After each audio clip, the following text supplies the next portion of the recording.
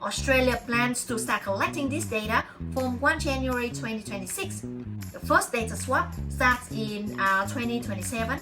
The only exception is if the crypto qualify as a... And here's the big news. It's about to get global. A common question I often get asked is about gifting properties, or in this case, gifting crypto. Hi everyone, welcome back to my channel. Many Aussie crypto investors still think they are flying under the ATO's radar. It's a dangerous illusion. Those days are over.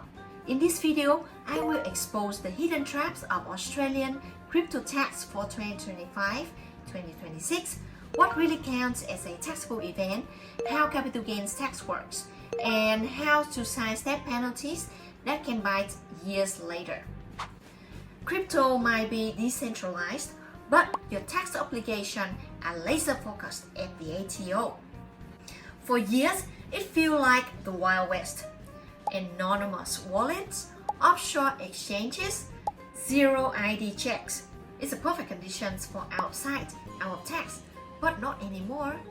When you launch your tax return, now on MyGov, the capital gain section name drop crypto assets right next to shares and property.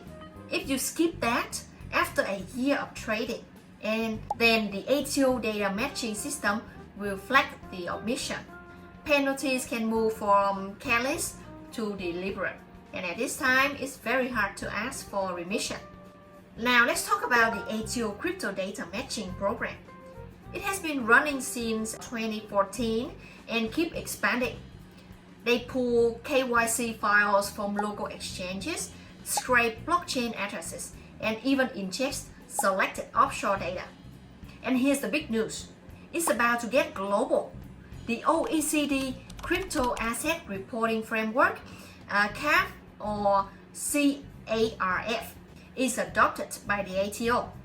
So CARF is a new global tax transparency system.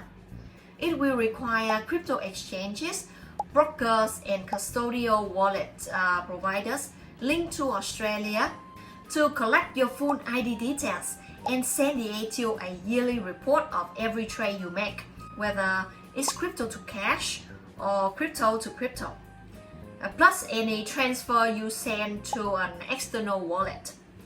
Australia plans to start collecting this data from 1 January 2026. The first data swap starts in 2027. That means from 2027, the ATO and other countries' tax offices will start automatically sharing this information with each other. There is no minimum threshold for trades. Everything is reportable. But for using crypto to pay for goods or services, the detailed reporting kicks in if you spend more than $50,000 with the same years and with the same merchant. So when taxes are actually triggered, generally you understand that crypto is a CGT asset. So selling crypto to get Aussie dollars or any fiat, the moment that you make the convert, that is a CGT event A1. The proceeds is the market value of the coin at the time of the transaction. You need to compare that with your cost base to work out the capital gain. However, the amount that will be included in your tax return is net capital gain. There are a lot of steps between capital gain and net capital gain where you can save tax in those steps. I will include a video at the end of this video so you can check out and figure if there are any discount that apply to you. The second one is swapping one token for another. For example, if you're trading ETH for SOL, consider it as two elements. You disposing ETH and acquiring SOL. So the market value of ETH at that swapping time is your proceed. And compare that with your cost base and you figure out your capital gain and then net capital gain. And the acquiring SOL is not a CGT event. You don't have to pay tax on it. Just remember that the market value of ETH at that time will be your cost base at SOL. Later when you sell SOL, that will be your cost base for your calculation. So no cash involved, only exchange of coin. Can also trigger taxing event. Another common situation is using crypto to pay for something, like a laptop, cars, or even a coffee. If you're paying a merchant in Bitcoin, it also triggers a CGT event. The calculation is similar as all the other examples that I mentioned, is the market value of the coin less the cost base.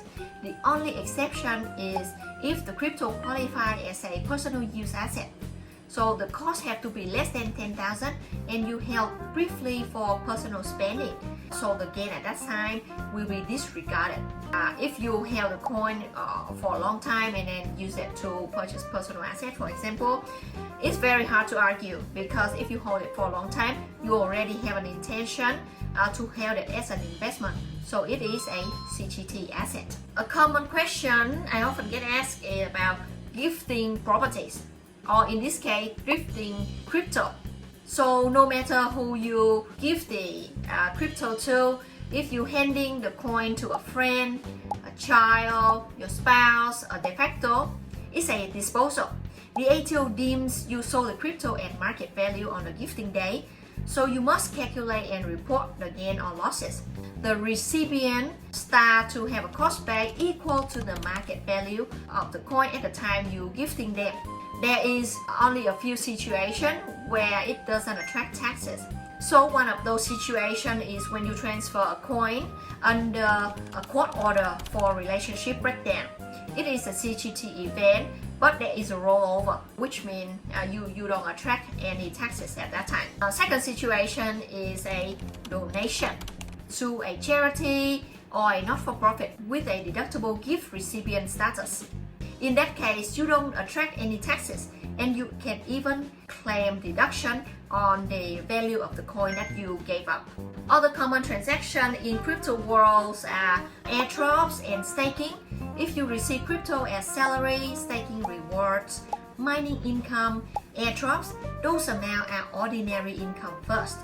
So the whole value of the coin will be included in your tax return.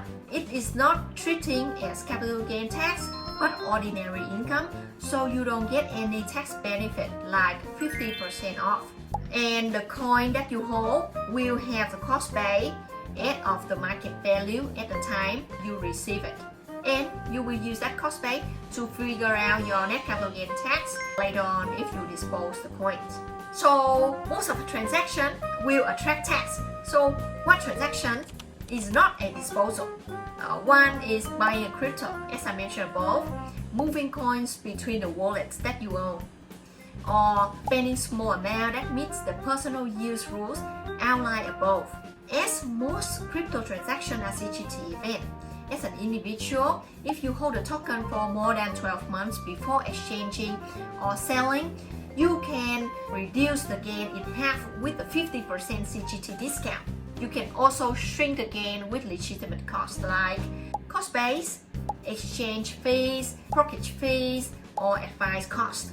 And you need to choose a method to monitor your cost base. So either it's a first in first out or last in first out. Find a specific ID and stick with it. If you want the tips to reduce your capital gains, I have put a link at the end of this video on how to pay zero capital gain tax. In there, I will show you all the available discount and exemption that may be available to you. So don't forget to check out that video. The next consideration is timing. It's really important, especially if you want to plan your tax. Selling coins on 30 June 2026 and the tax will land in 2026 return, which means within around 6 months you will have to pay tax on it.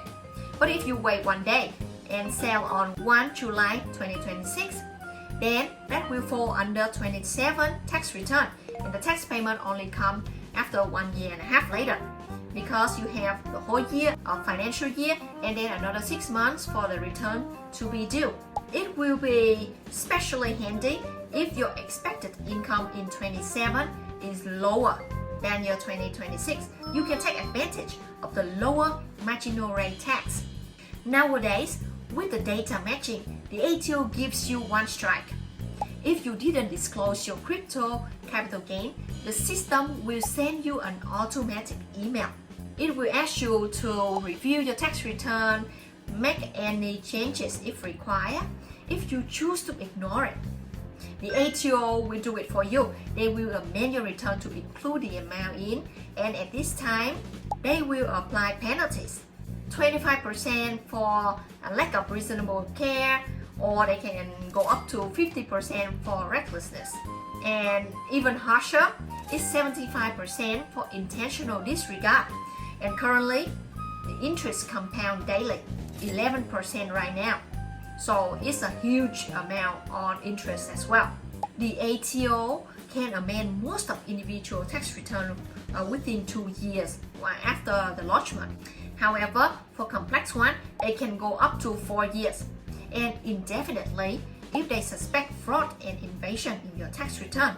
The bottom line is, the ATO's lens is already sharp, and the CARF will make it even sharper. So remember to keep your records properly and know all of your disposal.